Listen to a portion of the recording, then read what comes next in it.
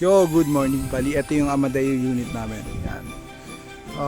32 square meter ito. Pero, nag-extend kami sa harap. Yan, ng 50 cm. Ngayon, 32 square meter kasama yung loft. 10 square meter yung loft. Then, 22 square meter yung baba. Tapos, naka-full glass na yan. Ito naman, board cement. Yung exterior wall. Yan. Ito yung view mo sa harap. Nakita mo yung hagdan papunta sa loft. Yung CR, sink, back door. Ayan. At yung back door natin, mahogany door to. Ayan. Hardwood. Then sliding window.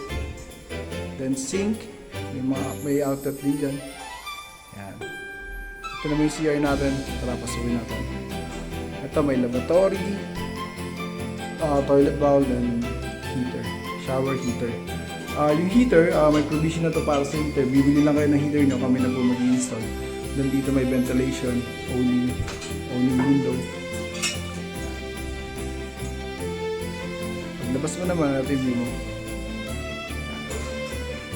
Dito pwede ka po maglagay niya ng TV or cabinet. Akatin natin yung loft. Let's go.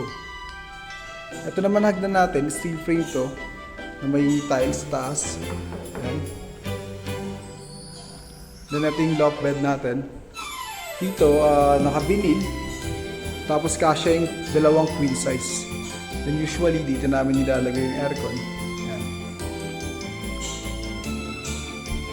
Pag nasa taas ka naman ng loft, ito yung makikita mo. Ayan. Bagay na bagay ito sa mga farm lot ninyo, beachfront lot, saka resort. Yun lang. Thank you.